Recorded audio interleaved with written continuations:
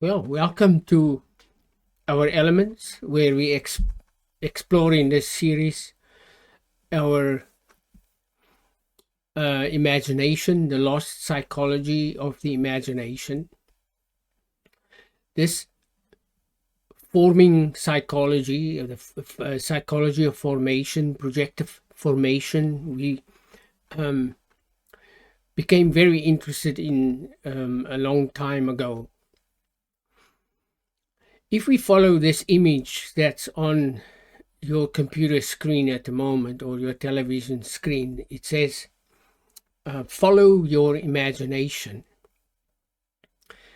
This is a very ancient perspective, and a statement that reflects a well controlled, well exercised, and an orchestrated intellect, meaning our own intellectual discipline. Well, why would this be necessary? Well, attention, which we will come to in this series, is one of the the ability to pay attention um, to your internal psychology, which is where the imagination is the means of bringing forth of images, new knowledge. If we just look at the image on a computer screen, there is the idea of a body of water that reflects a beautiful sunset. That it looks like a telephone pole in a distance, the trees. This image conveys or communicates to us the function of our imagination, which is receptive and assimilative of the images. The water, then, the images on the water, is receptive of those that is reflected on its surface, the trees, the horizon with a beautiful sunset, and all the other things that are reflected in this body of water. There is another image that we have that we've seen probably before. This is more clear. There's a more clear reflective surface on the water, and it reflects beautifully the mountains, just the little tips there in the distance, the fence, and the other features. This is a symbol. There is even a bird, if you look carefully. It's probably a white heron or a gray heron that stands in the water in the distance there, that is reflected. These are all images that portrays the symmetries of the forms of the world in our imagination. And this is one of the important aspects of our discussion on this series, which is part 2 of the series on the imagination. An orchestrated intellect forms our ability to make beautiful judgments, to discern, to discriminate amongst facts, to pull ourselves up to the highest ideas that our souls are possible. It's possible for our souls to reach. A well-developed intellect and imagination is, in its forming psychology, a subtlety to understand and to actually experience. To begin with, the contemplator, we might say the philosopher, though I don't like to use that word. I'm not a philosopher. I'm more interested in the psychology of formation. We learn through our reasoning capabilities that needs to be exercised. We learn to control our passions, our desires, and all the things that we have contact to during the course of our lives. What are these passions? They are called in Greek pathimata, the passions and desires of our world in their lowest based biological nature. These passions are described as these pathemata are described. The Greek word is for passion is pathemata, are described as the passions of sensation, their immediate formative automata of reaction within the body, the soul, and our intellect. Hence, these reactions, being all of them indiscriminate or automatic, have that energy which is according to nature in conjunction with body and sense. According to Plotinus, he is of the 3rd century. These pathemata or passions are our base emotions and their reactions, such as our reaction to ancient guilt, which we try to get rid of by mirroring it on an external source, on someone else. We'll come to that. Or the reaction, the visceral sinking feeling that I've done something terribly wrong. Or our actions to lack and loss. All these base biophysiological passions of sense and body, our instant forming imagination, have an immediate disrupting affection on our attention, our discernment of our soul, intellect, and our body. In short, the distraction of passion is a diversion in our attention, and that is why we need constant learning and practice at a specific time of the day, and so on. A constant practice of study that creates this capacity to control your intellect and your attention. Another base reaction occurs, for instance, when we see a ghost that floats. I'm going to see if I can create that for you. Imagine there is a campfire on a remote place with some not too clear souls around, standing around the fire with a you can see there's some movement there, and there is a moon. It's a moonlit night, the moon reflecting on the water. Imagine you see a ghost on such a night.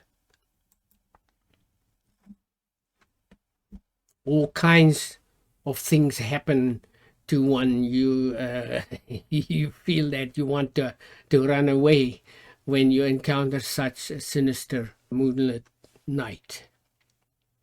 Other pathemata or affectation or the affection of the soul of our desires and emotions and our intellect is seen in the passionate opinions on YouTube and on the podcasts around the web.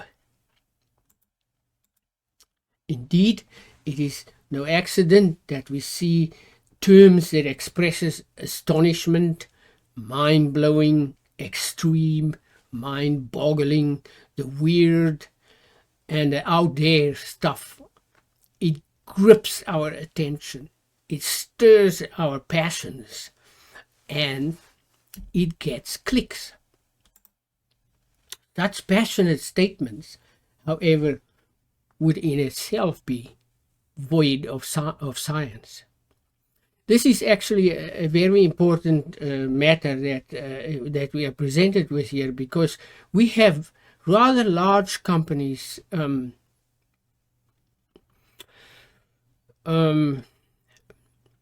announcing very important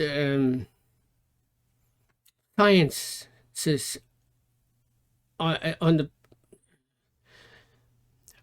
in public forums, let's just say like that, with no disclosure of information or prior research. It's becoming to be a kind of a problem.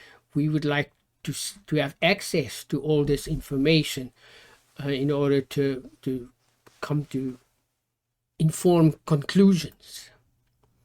These visceral reactions formed by our imagination disturbs our capacity to judge, and draws the automata of our passions and desires, our emotions, thumos, this is the Greek word for this, heart, into blind action, automatic action, without paying attention to the considerations of conditions or circumstances.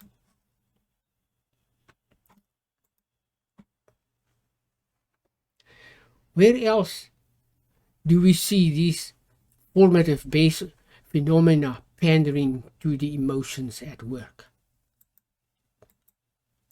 Well, we shouldn't look any further than politics. In the Europe and the USA, for instance, political commentary seem to us to be drenched with passion. The fast-moving opinion and its unrestrained fanaticism. Each party has its own factions. The flip-flop is the order of the day. Now of this is too much and of that's too little. And now it's this, now it's that, which indeed thrives upon its visible, mobilizing emotional and its hypnotic impact.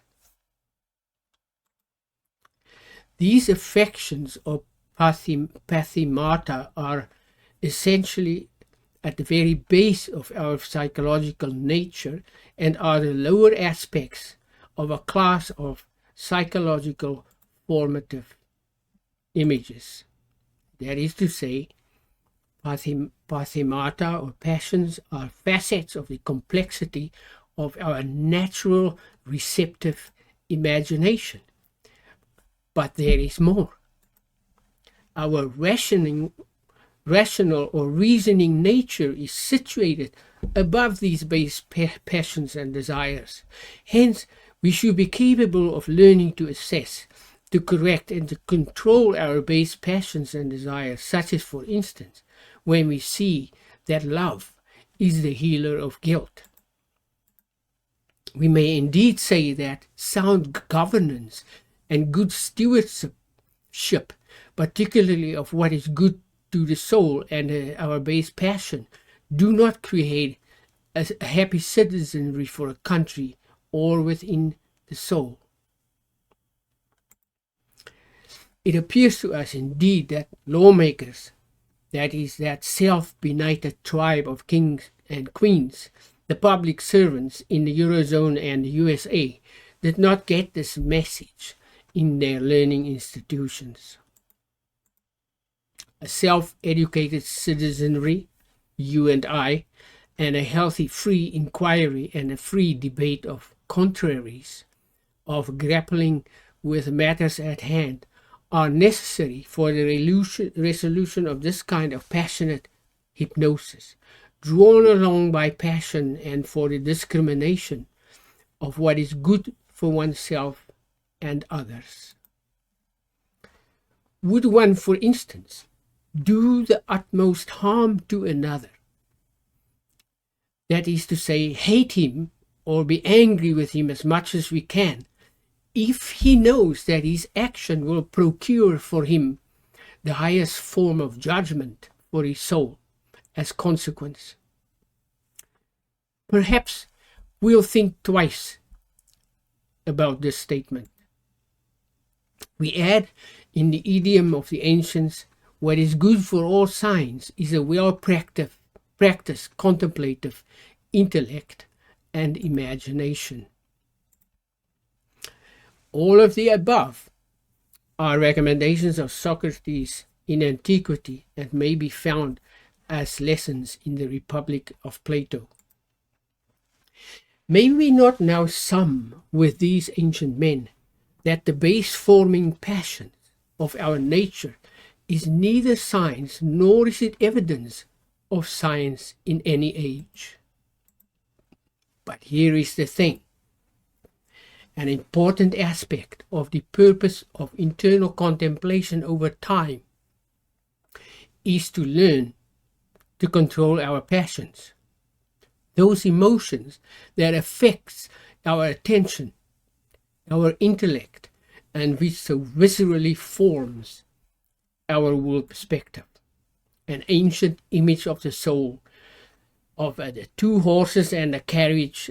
So there's the image of the two horses and the carriage, and the rider on the carriage learns to bring the horses under control. The wild horses are the passions. The word expression in ancient times for this is the belligerent tribe. The passions must come under control for sound discrimination and judgment, which is krisis in Greek. Why would this be a good thing?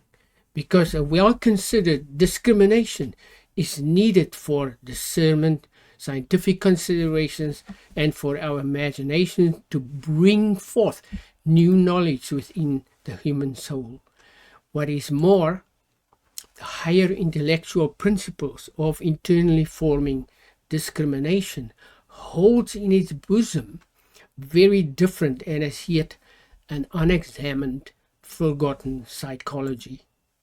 We would like to tell you about these ideas in what follows.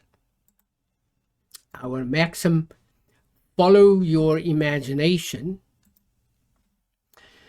in our image here above, will require us to follow in all our learning to wherever the science pertaining to our focused investigation of whatever nature that might be leads us for the bringing forth of the internal images of ideas which are latent in the depths of the human soul. That is to say, the whole content of and the internal processes of the world soul, psyche, is not known through the immediate automata of our imagination, nor would it be known through an uncontrolled intellect. May we sum the proceeding in this way.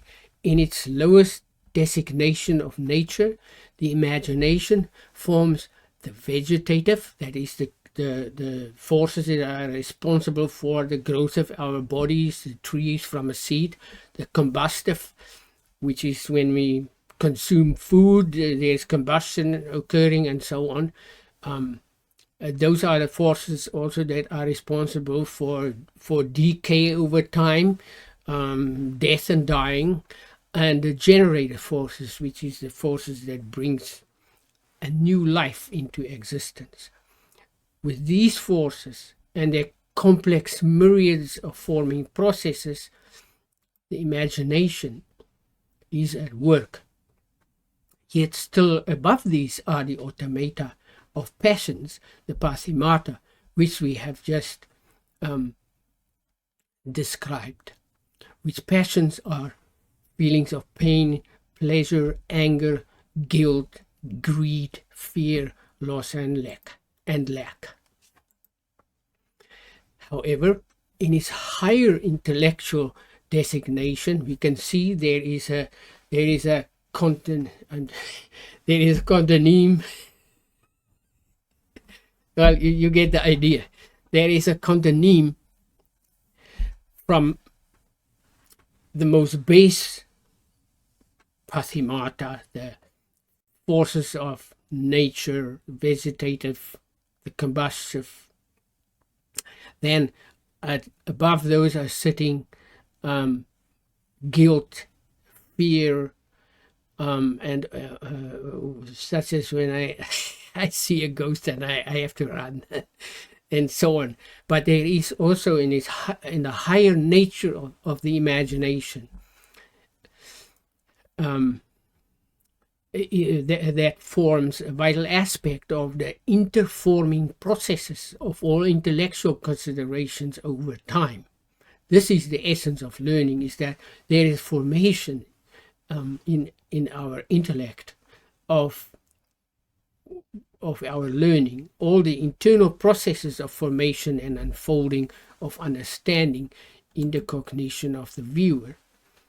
The imagination of nature, who derives her forming movement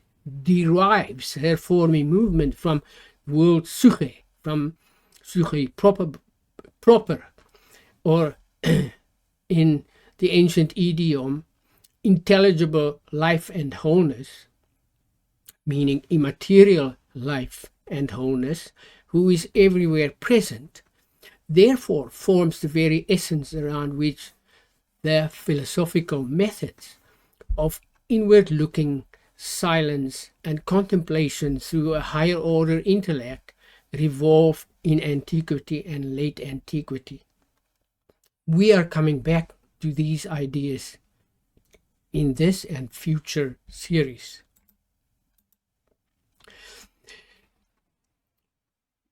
The methods or methodos, the Greek word of internal discovery and forming understanding and imagination, which is, as it appears to us, of a wholly different order with reference to modern analysis and reduction. The Greek word methodos is also translated in some works as mode, an internal elevating dialectic. The internal movement, the dialectic is the internal movement of the soul toward the good, and its internal processes of projective or imaginative formation within the soul. An internal investigation indeed that looks inwardly, without words or language, to the good or the sacred within us. The good, to look toward the good, is to agathon in Greek.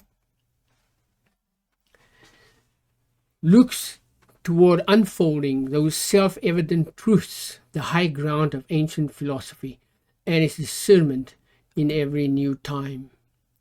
That this kind of internal self-discovery forms upon the free inquiry, a self-directed inquiry, and an internal projective formation within our own imagination is a most ancient idea.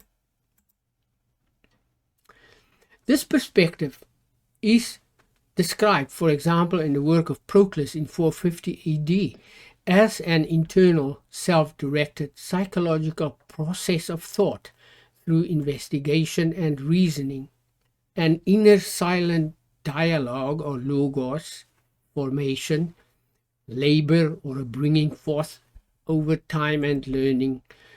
From thence we may collect the following idea: an individual self-contemplation over time, whose internal labor possesses the potential to change our world perspective, and with it an understanding that may change the appearances of our internal psychological relations and our functioning through sense contact with the phenomenal world.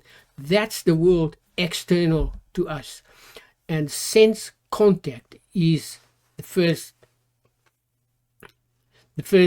contact of our sense, like the eye with the objects of perception, of visual perception, or our ears with the auditory signals, resonances.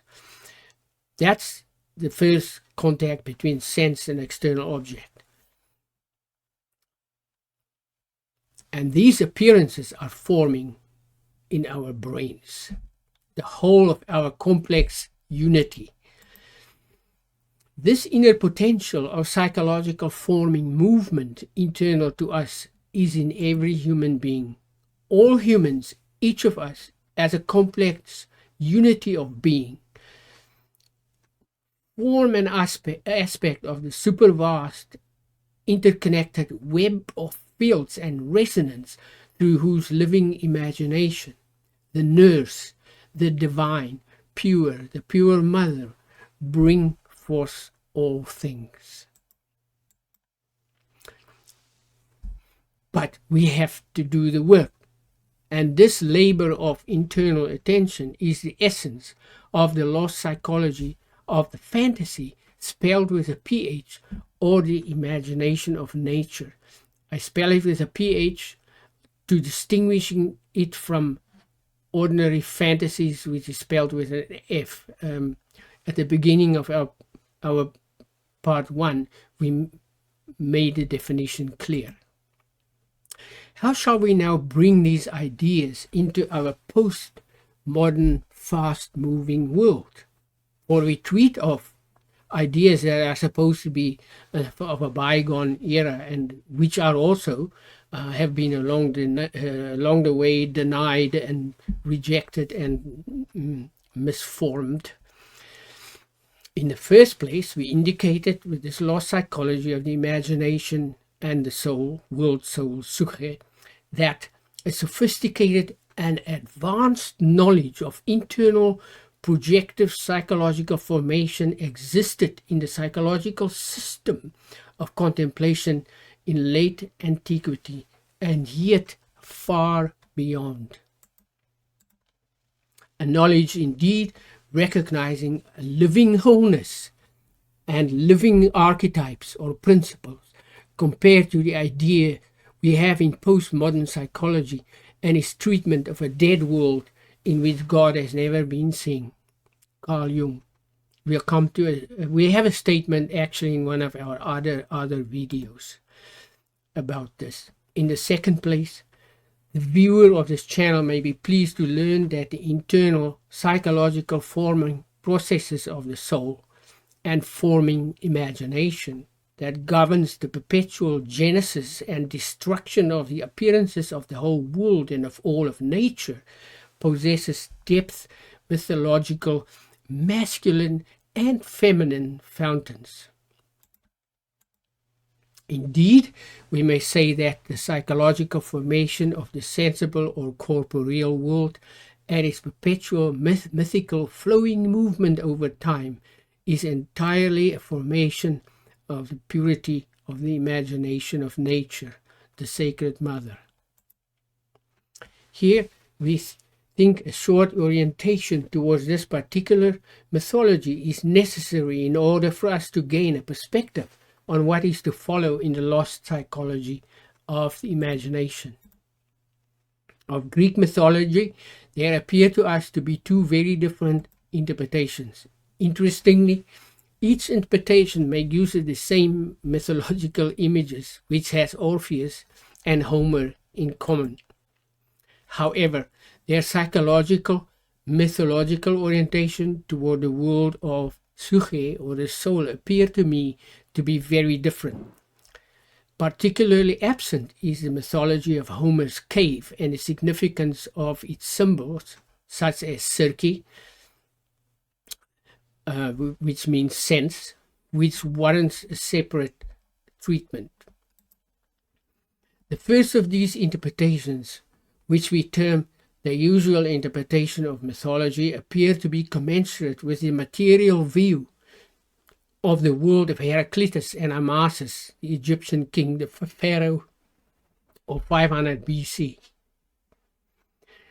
in the work of Iamblichus and Johannes Picus.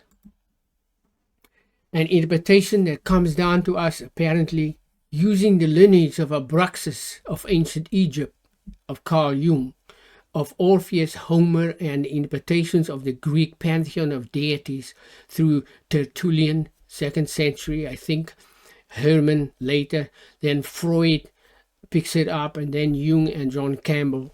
In this interpretation has its focus on matter, material, and on sexual activity, with the phallus as its symbol and the medieval Iliaster or more modern libido as its psychological interpretation. The second view, the lesser known view in my estimation, together with the lost psychology of the imagination, also comes through the lineage of ancient Egypt, with Isis or Night as feminine principle, and phanes, the firstborn. The Greek word for that is protagonos. The creative intellect or immaterial masculine intellectual principle comes through Orpheus and Homer in the writings of Iamblichus and Proclus and Porphyry, which is captured by Thomas Taylor in his 33 volumes. More specifically to the fantasy or the imagination, there is in existence a paraphrase of Porphyry on Humer's cave in the works of Taylor. This paraphrase contains what we indicate as the mythological, projective, and formative mythology of the journey of the soul through many lives within this Homeric myth, to which we will come to hopefully in the not too distant future. In his introduction to the Republic of Plato, which contains Plato's major myth of the cave and the fettered anthropoi, the chained anthropoi of the cave, Plato, by the way, rejects the mythology of Homer, and Thomas Taylor gives an important 16-point perspective on the interpretation of myth in his introduction to the Republic of Plato. This mythology of Homer is of exceedingly great importance to the understanding of the internal psychology of the labor of the contemplator and the internal elevation of the human soul to the good, and to an internal understanding of what is good for the happiness of the soul and for the happiness of all people. There's links below when you click on the show more button. To return to what we said before the diversion, we said this: the psychological formation of the sensible or corporeal world and its perpetual mythical movement of form over time is entirely a formation of the purity of the imagination and Mother Nature. To continue, within whose instant formation every human being and of all of the kingdoms of nature plays a crucial forming role in the forming forward movement of the interwoven web of the living sensible world and of all life and its living creatures in its ever-flowing formation, which flowing is represented by these images on the surface of water.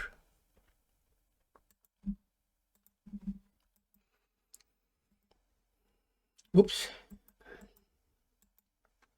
From this perspective, there may be innumerable hidden folds of time or soul of circular formations of the soul and intellect. This psychology of the imagination is not the brainchild of the late Platonists, but this psychology of the forming imagination of all nature has been rekindled by them and comes down to us from more ancient well springs of world illumination. We may look upon these roots as the ancient fountains of world illumination, which we seem to have lost in our modern cultures, together with the loss of wholeness and its understanding, who has amongst others this consequence. When we separate in our analysis of science, philosophy, biology, something from a vaster whole, which we in the first place are oblivious of and don't understand, the thing that we separate might well appear to be dead and lifeless.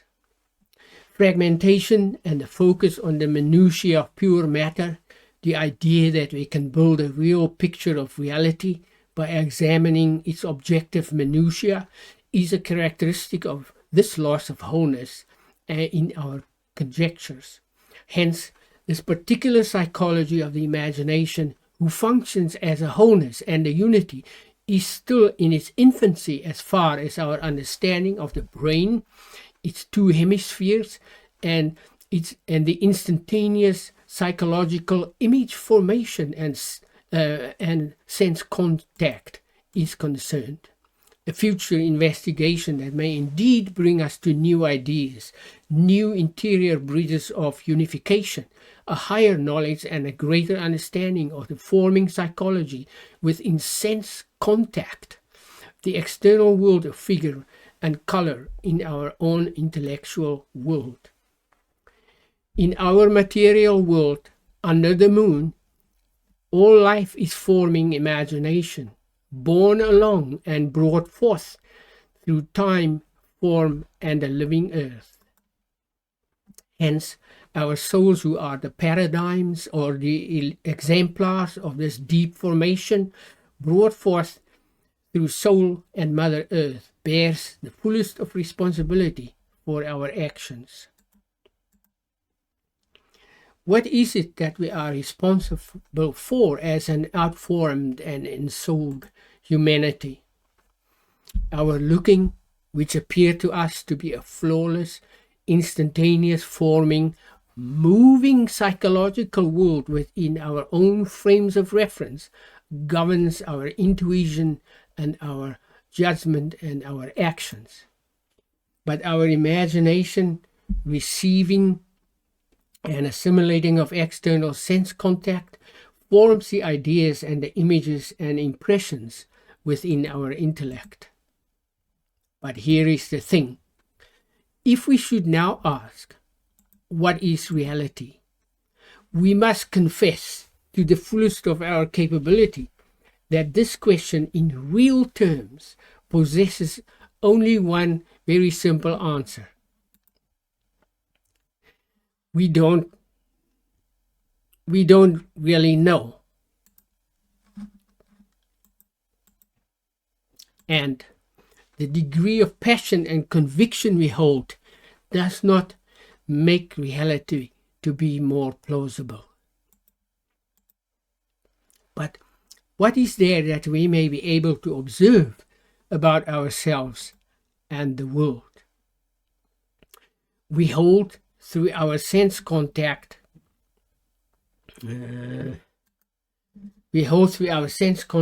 instantly forming world images within our intellect and soul. Man, says Taylor, along with other Greek and Indian philosophers, is within himself form, a microcosm of a macrocosm, which macrocosm is an all-perfect wholeness. The word soul, psyche, anthropos. A wholeness indeed holding all formations of the sensible corporeal world in itself, and who is everywhere present. This investigation into wholeness and the world participation of form of the late Platonists is a continuation of a most ancient investigation that signify the internal projective formation and world participation of the human soul of even more ancient times. Hence, we make on the basis of these and other studies the following observation, which we will explore during the course of our series on imagination and its internal unfolding psychology. Reality possesses in itself a true and apparent history. That is to say, a true history brought forth through sense contact, images, forms of true appearances. The ever-changing, that is, of all new, de novo is the word Aristotle used, forming life, owes its being, that is, its self-evident nature, on the very basis of forming higher intellectual imagination. Hence, we may say true appearances, phantasmata in Greek, in themselves are none other than a relation of forming appearances and of sense contact and its realness as it appears to be to us. But this psychological world relation is formative of both external objects of contact and internal objects of contact. Indeed, the one cannot be without the other, for this contact in itself is a unity forming. For parts like the human soul always is prehended within a greater wholeness. We use the term prehended here in the meaning of Alfred Whitehead. It can name throughout nature and the imagination of wholeness itself, of changing form through time and experience. I'm going to make a correction here because there is a problem with one of these statements on Whitehead. In particular, this living form who possesses the soul as its paradigm explains our arms, our torso, our eyes, our nose, our ears, our legs, our skin, our intellect, our soul, our body. Indeed, the whole unity of us, including the immaterial and the material parts of us, and our world into formation, which formation is a primary relation of unity with nature and the human soul, which interformation is intimately intertwined with all of the imagination of nature, of Mother Earth, and the whole sensible expanse, a wholeness indeed. But the world soul, the living anthropos, the living world within her forming depths, is a living wholeness. On this basis, true world appearances seem to possess their natural histories through nothing more nor anything less than the formation of the relation of the imagination of nature and the human receiving and assimilating imagination, which is a unity with nature and sense contact, a true interforming relation. Imagination, or the fantasy, says ancient psychologist, is indefinite, for we are unable to say where the intellectual boundary of imagination and its forming is.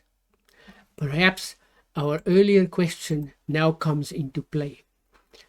What the nature of reality is becomes even more important in the light of the preceding observations, as we may admit when we care to observe that upon the discovery of self-evident principles or postulates, the unfolding appearances of the universe, its operations, its function, and the nature of our knowledge changes, and fast.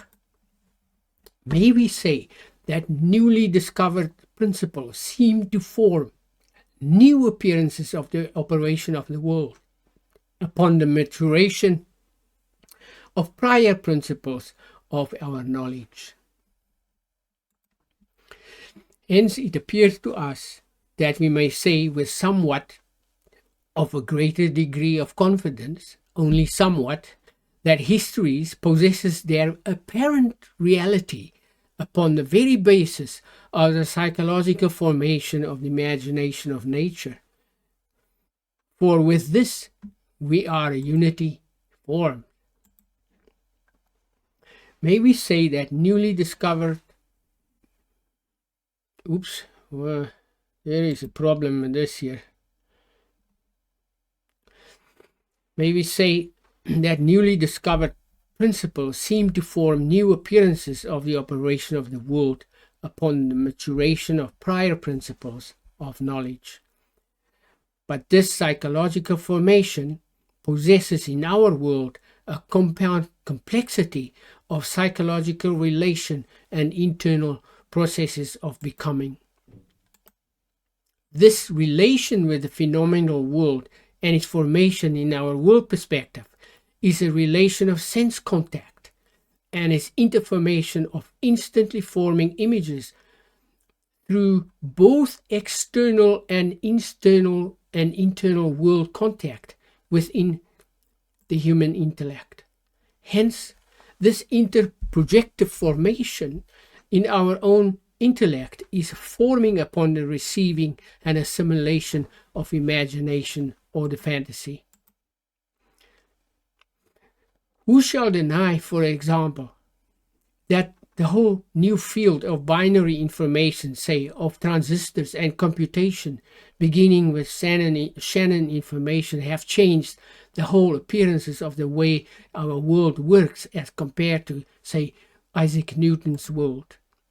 And with its principle, with Shannon's principle, came changes in the nature of our learning, our culture, how we socialize, how we interact, how we view ourselves, made possible with computation, knowledge through a supermassive increase in the volume of data, particularly, it seems, after about 2011.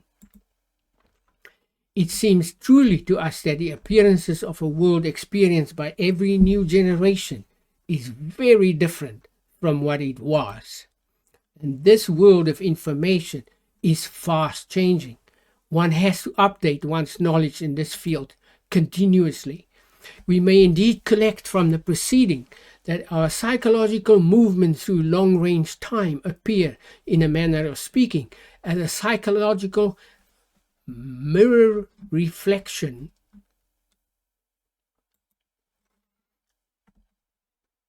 indeed brought forth through the wholeness of the imagination of nature herself, which formation forms in itself the apparent movement of histories through time and discovery. Let's repeat that. Which formation forms in itself the apparent movement of histories through time and discovery. Which formation within our own intellect is brought forth in every instant of sense contact by the receiving, assimilating imagination. Which raises a little question. It is this: has there not always been a psychological interforming relationship with reference to our own looking and the forming imagination of nature? Perhaps we should repeat the statement. Has there not always been a psychological interforming relationship with reference to our own looking and forming imagination of nature? This deeper internal hidden psychological forming relation of imagination, sensation, and sense contact, and the internal and external assimilative imagination, the history and function of which we endeavor to indicate, rests on the efforts of beings far more masterful in their subjects than we are. It has been the essence of the methods of philosophical investigation and its contemplative practice in a very far-flung time. The human intellect is truly not the highest point of evolution, nor is it full of errors from a past evolution, nor does its genetics consist of errors that has to be resolved at a future time, nor is our intellect at the top of the evolutionary tree. Our science are still in the process of determining our own position and place in the universe. Nor, as it is very obvious, are we the summit, or do we possess the summit of all knowledge.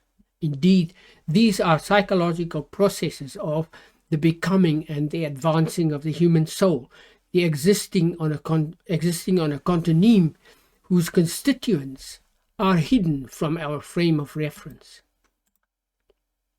In part 3 and 4 of our video series, we look at the many views on the imagination or a divine fantasy. Why do I say divine? Because vine indicates the sacred in us. There are sacred things in us that we are unaware of, and there is a propensity to reject when we hear the word sacred, the idea of it. And I don't understand why that is, but that is where we are in our... Is it any wonder that that we destroyed the earth with our oblivious actions, the abortions, we aborting babies without regard for the human soul? Perhaps these things should all be food for thought, as they say. This interaction, which is our most sacred interconnective aspect between the external and internal worlds of the spirit of all humans and nature. Part 3 and 4 will follow soon.